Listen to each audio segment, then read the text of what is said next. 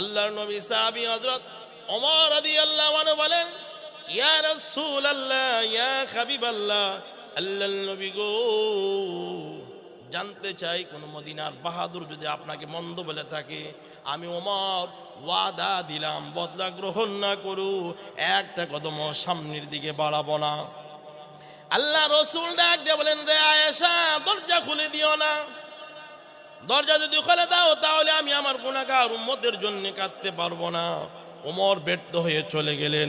আরেকজন এসে দাঁড়িয়ে গেলেন হযরত সালমান ফারসি রাদিয়াল্লাহু আনহু। আরেকজন এসে দাঁড়িয়ে গেলেন হযরত ওসমান রাদিয়াল্লাহু আনহু। আরেকজন এসে দাঁড়িয়ে গেলেন আল্লাহর নবীর কলিজার টুকরা ফাতেমা রাদিয়াল্লাহু আনহার জামাতা আলী রাদিয়াল্লাহু আনহু। আলী রাদিয়াল্লাহু আনহু বলেন, ইয়া রাসূলুল্লাহ, ইয়া হাবিবাল্লাহ, আল্লাহর নবী গো,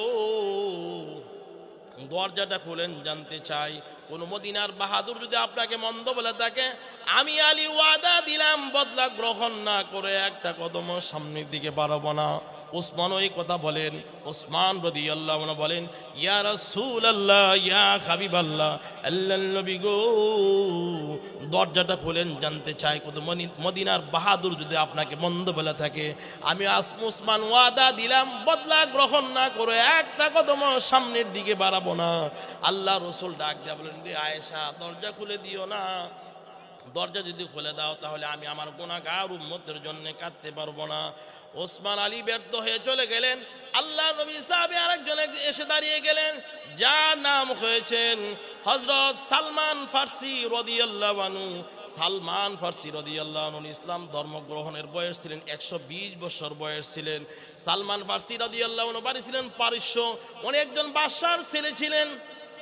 সালমান ফারসি রাদিয়াল্লাহু আনহু বলেন, ইয়া রাসূলুল্লাহ, ইয়া হাবিবাল্লাহ, আল্লাহর নবী গো, আপনি একটু দরজাটা খোলেন, আপনি একটু দরজাটা খোলেন, জানতে চাই কেন কান্দেন।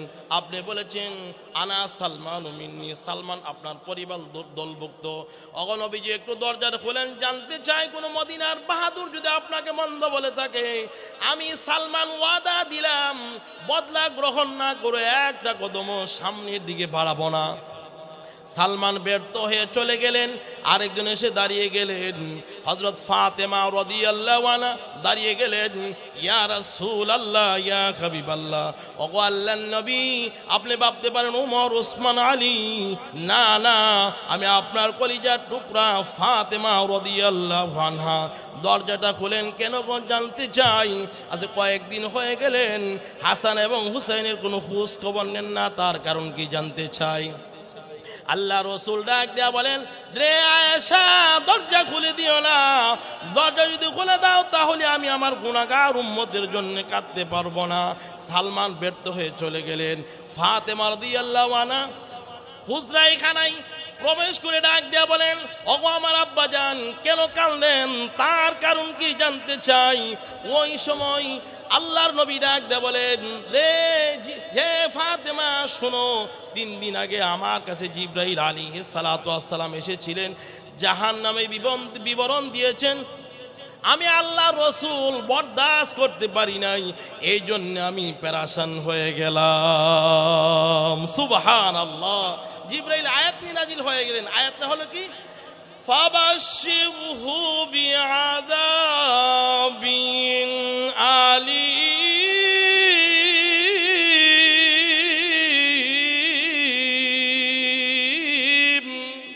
যে আযাবের শুরু আছে, শেষ নাই। এজন্য আমরা আল্লাহ তাআলাকে ভয় করব, আল্লাহর আযাবকে ভয় করব। আল্লাহ তাআলা যেন আমাদের সকলকে নেক আমল করার তৌফিক দান করে। সকলে বলেন আমিন। ওয়ামান আহসানু কাওলাম মিম্মান দাআ ইলাল্লাহ।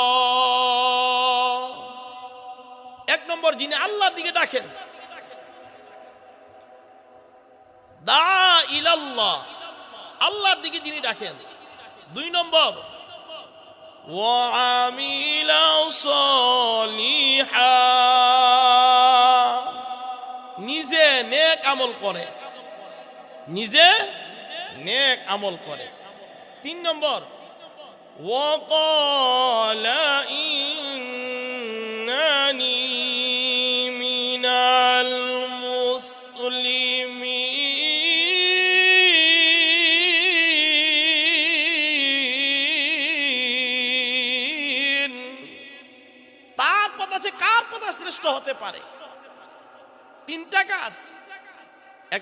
আল্লাহর দিকে ডাকা, 2 নম্বর নিজে নেক আমল করা, 3 নম্বর নিজকে শুধু মুসলমান দাবি করা।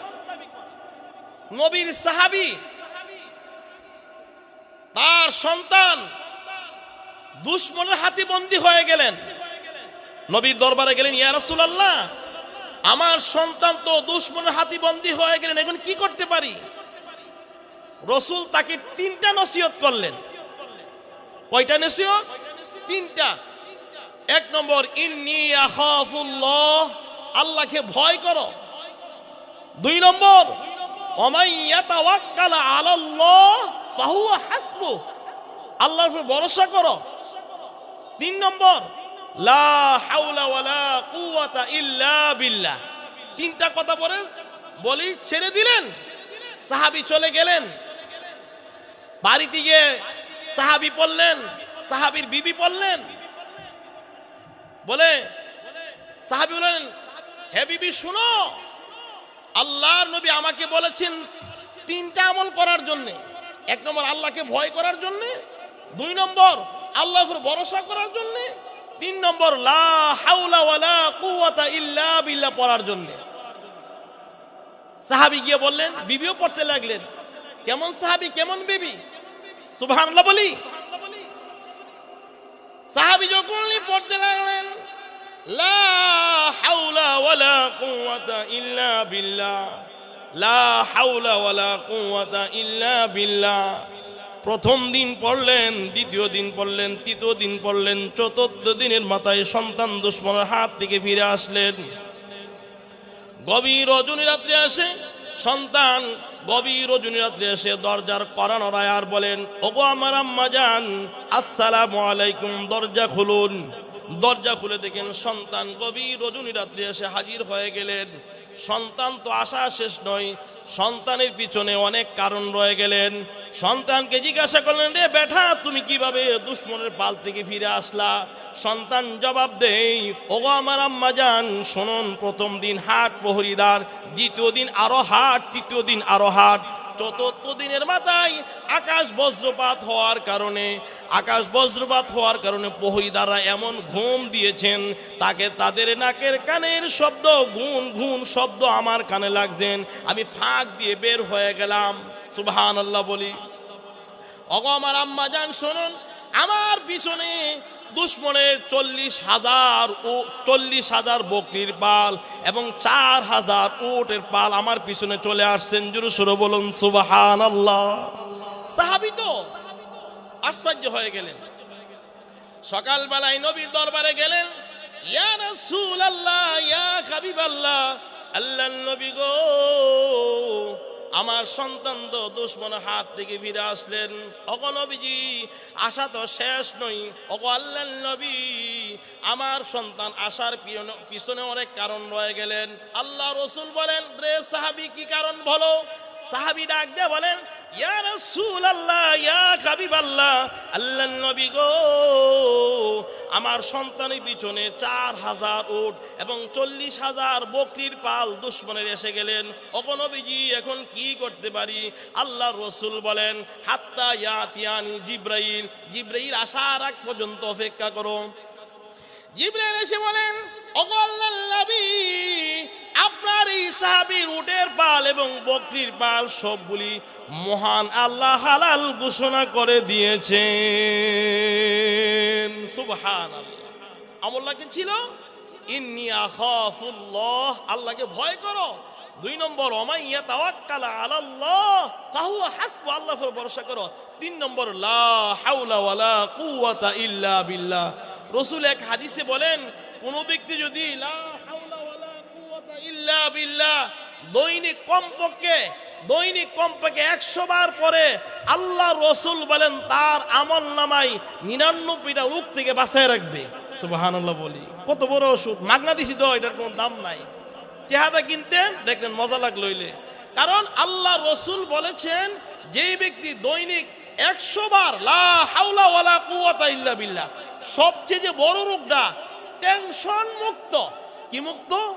টেনশন মুক্ত।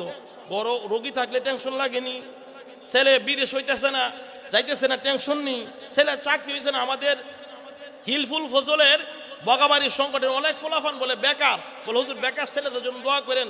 আপনারা পড়েন লা হাওলা ওয়ালা কুওয়াতা ইল্লা বিল্লাহ, লা হাওলা ওয়ালা কুওয়াতা ইল্লা বিল্লাহ। আমি আল্লাহর কসম খেয়ে বললাম, যেই ব্যক্তি দৈনিক 100 বার লা হাওলা ওয়ালা কুওয়াতা ইল্লা বিল্লাহ পড়বে, তার জরুরত আল্লাহ তাআলা গায়েব থেকে পুরো করে দিবে। সুবহানাল্লাহ, সুবহানাল্লাহ। আমি ছোট মানুষ তো কথাটা বেশি ভালো লাগতো না, কিন্তু এই কথাটা যদি আমাদের আজকে যিনি প্রধান মেহমান আল্লামা মুস্তাক ফৈজি দামাত বারাকাতুহুম যদি বলতো, অনেক সাদেক গ্রহণ করতাম। ঠিক নাকি ঠিক? বাইরা আমার, নবীর দরবারে এক সাহাবীর ব্যাপারে আয়াত নাজিল হয়ে গেলেন। আল্লাহর নবী ডাক দেয়া বলেন, রে জাফর, তোমার কাছে নাকি 4টি গুণ অব্যাহত আছে। জাফর রাদিয়াল্লাহু আনহু বলেন, ও আল্লাহর নবী, এই গুণগুলি তো আমি দুনিয়ার কারো কাছে বলি নাই। আল্লাহর রাসূল বলেন, রে জাফর, এই গুণগুলি তো আমি দুনিয়ার কারো কাছ থেকে জানি নাই, মহান আল্লাহ আমাকে ওহীর মাধ্যমে জানায়া দিয়েছে। জাফর রাদিয়াল্লাহু আনহু বলেন, ও আল্লাহর নবী, যেহেতু আপনি আমার গুণগুলি জেনেছেন, এই জন্য আপনার কাছে বলতে বাধ্য হলাম। 1 নম্বর গুণ হলো, আমার জীবনে কোনো দিন মূর্তির সামনে মাথা নত করি নাই। 2 নম্বর গুণ হলো, আমার জীবনে কোনো দিন মদ পান করি নাই। 3 নম্বর গুণ হলো, আমার জীবনে কোনো দিন জিনার কামবাব সৃষ্টি হয় নাই।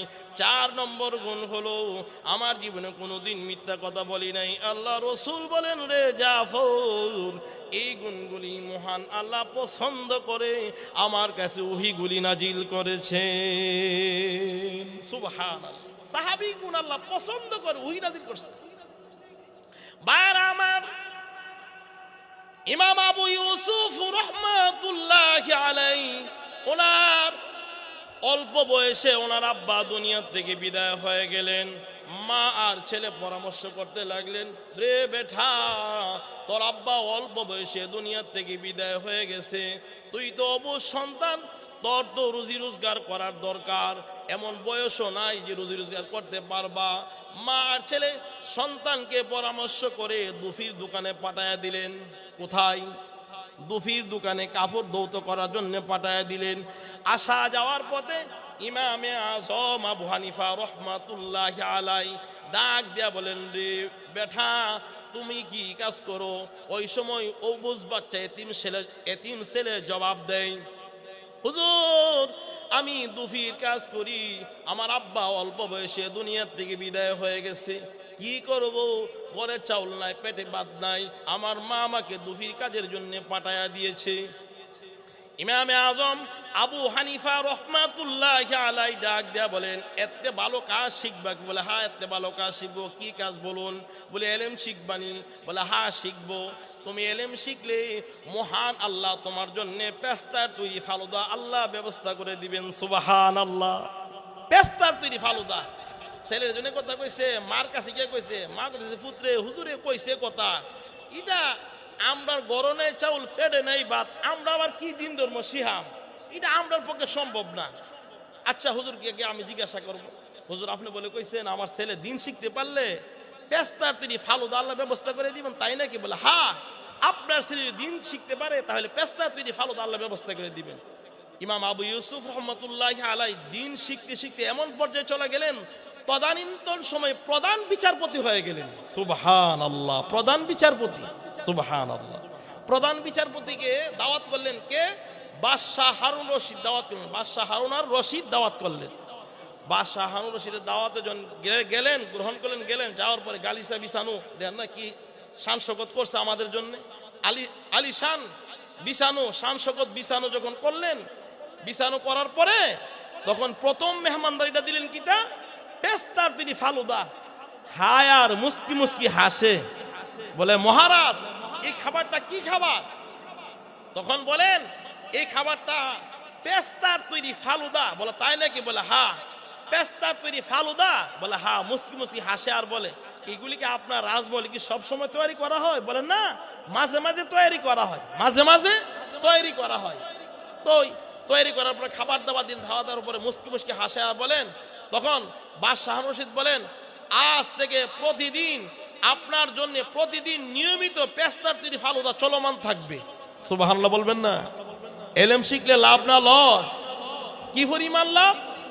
এলেমের দরজা যেখানে, আপনার মর্যাদা সেখানে। সুবহানাল্লাহ বলি। আপনাদের গ্রামের 2টা মাদ্রাসা আছে, অনেকটি মসজিদ আছে। এই বাইতুল আকসা জামি মসজিদের এখানে ওনার আব্বা নাই, একসাথে কাঁধে কাঁধে মিলে কাজ করছি আমি। হয়তো আমাকে এই এলাকার মানুষ যারা চিনে তারাও মহব্বত করে, যারা চিনে না তারাও মহব্বত করে আমাদের সাথী ভাইরা দাঁড়ানিছে এখানে। আল্লাহু আকবার। কাঁধে কাঁধ মিলে কাজ করছে, বাড়িতে কাজ করছে না, মসজিদের জন্য যে পরিমাণ মেহনত করছে। ঠিক নাকি ঠিক? ভাইরা আমার, লক্ষ্য করে দেখুন, শুধু তাই নয়, আল্লাহর নবীর সাহাবিয়ত শান আর মর্যাদা, আল্লাহ মর্যাদা দান করেছেন। আল্লাহ তাআলা কোরআনের মর্যাদা তত বড়। ঠিক নাকি ঠিক? আল্লাহ মুমিনদের জন্য 3টা সুসংবাদ দান করছেন কোরআনে। কয়টা? 3টা। 1 নম্বর, উলাইকা লাহুমুল মুমিনুনা হাক্কান লাহুম দারাজাত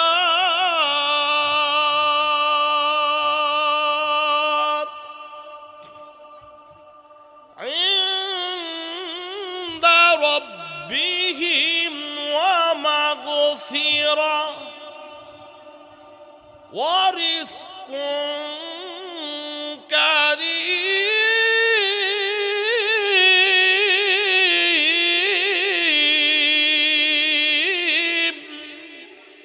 আল্লাহ তাআলা মুমিনদের জন্য 3টা সুসংবাদ আনছে। উলাইকা লাহুমুল মুমিনুনা হাক্কান লাহুম দারাজাত। যিনি মুমিন হবেন তার দরজাটা হবে আসমান আর জমিন হবে। সুবহানাল্লাহ বলি। আসমান আর জমিন হবে। 2 নম্বর, ইনদা রাব্বিহিম ওয়া মাগফিরা, তার গুনাহগুলি মাফ করে দেওয়া হবে। 3 নম্বর, ওয়া রিজকুন কারীম, তার রিজিকটা কোথায় আছে সেও জানে না, কেউ বলতে পারবে না। সুবহানাল্লাহ বলি। সুবহানাল্লাহ। ওয়া রিজকুন কারীম, আল্লাহ তাআলার পক্ষ থেকে তাদের সুসংবাদ এবং মর্যাদা আল্লাহ তাআলা দান করছে। ভাইরা আমার, আল্লাহর নবী রাহমাতুল লিল আলামিন হুজরাই খানায় যান, আল্লাহুম্মা উম্মতি বলে কাঁদলেন। সেজদায় যান, আল্লাহুম্মা উম্মতি বলে কাঁদলেন। রুকুতে যান, আল্লাহুম্মা উম্মতি বলে কাঁদলেন। আল্লাহর নবী সাহাবী হযরত ওমর রাদিয়াল্লাহু আনহু বলেন, ইয়া রাসূলুল্লাহ, ইয়া হাবিবাল্লাহ, আল্লাহর নবী গো, জানতে চাই কোন মদিনার বাহাদুর যদি আপনাকে মন্দ বলে থাকে, আমি ওমর ওয়াদা দিলাম বদলা গ্রহণ না করু, একটা কদম সামনের দিকে বাড়াবো না। আল্লাহ রাসূল ডাক দিয়ে বলেন, রে আয়েশা, দরজা খুলে দিও না। দরজা যদি খুলে দাও তাহলে আমি আমার গুনাহগার উম্মতের জন্য কাঁদতে পারবো না। ওমর ব্যর্থ হয়ে চলে গেলেন। আরেকজন এসে দাঁড়িয়ে গেলেন, হযরত সালমান ফারসি রাদিয়াল্লাহু আনহু। আরেকজন এসে দাঁড়িয়ে গেলেন হযরত ওসমান রাদিয়াল্লাহু আনহু। আরেকজন এসে দাঁড়িয়ে গেলেন আল্লাহর নবীর কলিজার টুকরা ফাতেমা রাদিয়াল্লাহু আনহার জামাতা আলী রাদিয়াল্লাহু আনহু। আলী রাদিয়াল্লাহু আনহু বলেন, ইয়া রাসূলুল্লাহ, ইয়া হাবিবাল্লাহ, আল্লাহর নবী গো, দরজাটা খুলেন, জানতে চাই কোন মদিনার বাহাদুর যদি আপনাকে মন্দ বলে থাকে, আমি আলী ওয়াদা দিলাম বদলা গ্রহণ না করে একটা কদম সামনের দিকে বাড়াবো না। ওসমান ওই কথা বলেন। ওসমান রাদিয়াল্লাহু আনহু বলেন, ইয়া রাসূলুল্লাহ, ইয়া হাবিবাল্লাহ, আল্লাহর নবী গো, দরজাটা খুলেন, জানতে চাই কোন মদিনার বাহাদুর যদি আপনাকে মন্দ বলে থাকে, আমি ওসমান ওয়াদা দিলাম বদলা গ্রহণ না করে একটা কদম সামনের দিকে বাড়াবো না। আল্লাহ রাসূল ডাক দিয়ে বলেন, রে আয়েশা, দরজা খুলে দিও না। দরজা যদি খুলে দাও তাহলে আমি আমার গুনাহগার উম্মতের জন্য কাঁদতে পারবো না। ওসমান আলী ব্যর্থ হয়ে চলে গেলেন। আল্লাহ নবী সাহাবী আরেকজন এসে দাঁড়িয়ে গেলেন, যার নাম হয়েছেন হযরত সালমান ফারসি রাদিয়াল্লাহু আনহু। সালমান ফারসি রাদিয়াল্লাহু আনহু ইসলাম ধর্ম গ্রহণের বয়স ছিলেন 120 বছর বয়স ছিলেন। সালমান ফারসি রাদিয়াল্লাহু আনহু বাড়ি ছিলেন পারস্য, উনি একজন বাদশার ছেলে ছিলেন। সালমান ফারসি রাদিয়াল্লাহু আনহু বলেন, ইয়া রাসূলুল্লাহ, ইয়া হাবিবাল্লাহ, আল্লাহর নবী গো, আপনি একটু দরজাটা খোলেন। আপনি একটু দরজাটা খোলেন, জানতে চাই কেন কান্দেন। আপনি বলেছেন আনা সালমান মিন্নি, সালমান আপনার পরিবার দলভুক্ত। অগনবীজি একটু দরজাটা খোলেন, জানতে চাই কোনো মদিনার বাহাদুর যদি আপনাকে মন্দ বলে থাকে, আমি সালমান ওয়াদা দিলাম বদলা গ্রহণ না করে একটা কদম সামনের দিকে বাড়াবো না। সালমান ব্যর্থ হয়ে চলে গেলেন। আরেকজন এসে দাঁড়িয়ে গেলেন, হযরত ফাতেমা রাদিয়াল্লাহু আনহা দাঁড়িয়ে গেলেন। ইয়া রাসূলুল্লাহ, ইয়া হাবিবাল্লাহ, ওগো আল্লাহর নবী, আপনি ভাবতে পারেন ওমর, ওসমান, আলী, না না, আমি আপনার কলিজার টুকরা ফাতেমা রাদিয়াল্লাহু আনহা। দরজাটা খুলেন কেন জানতে চাই। আজ কয়েকদিন হয়ে গেলেন হাসান এবং হুসাইনের কোনো খোঁজ খবর নেন না, তার কারণ কি জানতে চাই। আল্লাহ রসুল ডাক দেয়া বলেন, রে আয়েশা, দরজা খুলে দিও না। দরজা যদি খুলে দাও তাহলে আমি আমার গুনাহগার উম্মতের জন্য কাঁদতে পারবো না। সালমান ব্যর্থ হয়ে চলে গেলেন। ফাতেমা রাদিয়াল্লাহু আনহা হুজরাই খানায় প্রবেশ করে ডাক দেয়া বলেন, ওগো আমার আব্বাজান, কেন কাঁদেন, তার কারণ কি জানতে চাই। ওই সময় আল্লাহর নবী ডাক দেয়া বলেন, হে ফাতেমা, শোনো, 3 দিন আগে আমার কাছে জিবরাইল আলাইহিস সালাতু ওয়াস সালাম এসেছিলেন, জাহান্নামের বিবরণ দিয়েছেন। আমি আল্লাহ রসুল বরদাস্ত করতে পারি নাই, এই জন্য আমি পেরেশান হয়ে গেলাম। সুবহানাল্লাহ। জিবরাইল আয়াত নিয়ে নাজিল হয়ে গেলেন। আয়াতটা হলো কি, ফাবাশশিরহু বিআযাবিন আলীম।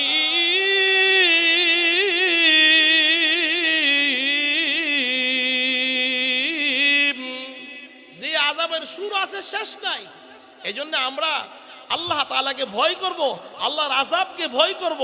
আল্লাহ তাআলা যেন আমাদের সকলকে নেক আমল করার তৌফিক দান করে। সকলে বলেন আমিন, আল্লাহুম্মা আমিন। রব্বানা যালামনা আনফুসানা ওয়া ইল্লাম তাগফির লানা ওয়া তারহামনা লানাকুনান্না মিনাল খাসিরিন। রব্বুল আলামিন, গুনার বোঝা মাথায় নিয়ে নিলজ্জার বেশে, আসামির বেশে, কাঙ্গাল সেজে দুটো হাত বাড়ায়া দিলাম। আয় আল্লাহ, জানি না কারো মা নাই, কারো আব্বা নাই। আয় আল্লাহ, দাদা দাদি, নানা নানি, আত্মীয় স্বজন, প্রতিবেশী যারা মাটির নিচে ঘুমায়া গেলেন, আল্লাহ গত মাহফিলে অনেকে ছিলেন, আজ কবরের বাসিন্দার হয়ে গেলেন। আল্লাহ, জানি না কারো মা নাই, কারো আব্বা নাই। প্রভু রে, সন্তান যখন মা মা বলে ডাক দেয়, মা বলেন এত মধুর ডাক খেয়ে দিলে রে, মা মা বলে ডাক দিলে।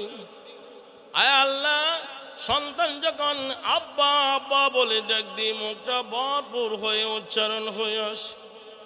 আল্লাহ, এমন আব্বা এমন আম্মা যার মাটির নিচে ঘুমিয়ে গেল, আল্লাহ জানি না কার আব্বা আম্মার কবর দিয়ে জাহান্নামের কালো আগুন ধাউ ধাউ করে জ্বলতেছে।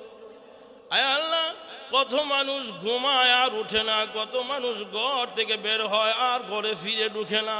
আয় আল্লাহ, আপনি আমাদেরকে গাড়ি চাকার তলে ফেলে নিষ্পিষিত করিয়া আগুনে পোড়ায়া পানিতে ডুবায়া অপমানিত মৃত্যু দিও না।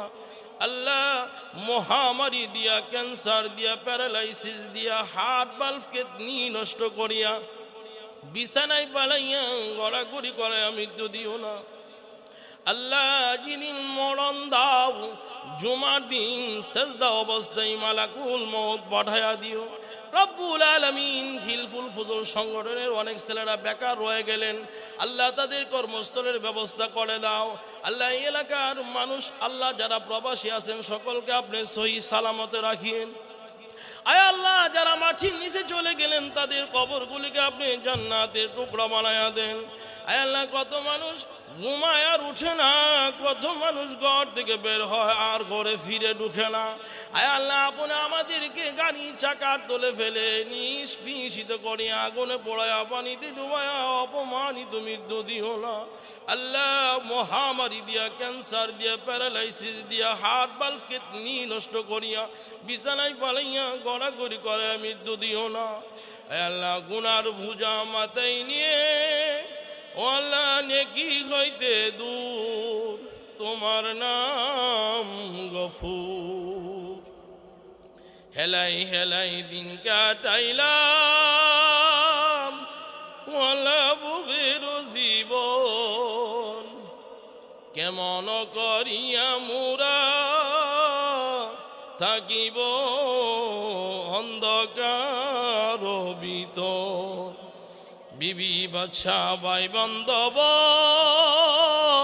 ওয়ালা কত দেখিয়া পঞ্জন মইরা গেলে ওইরা থাকব কে নিবে খবর ইয়া হাইয়ু ইয়া কাইয়ুম আমিন আমিন বিরহমাতিকা ইয়া আরহামার রাহিমিন।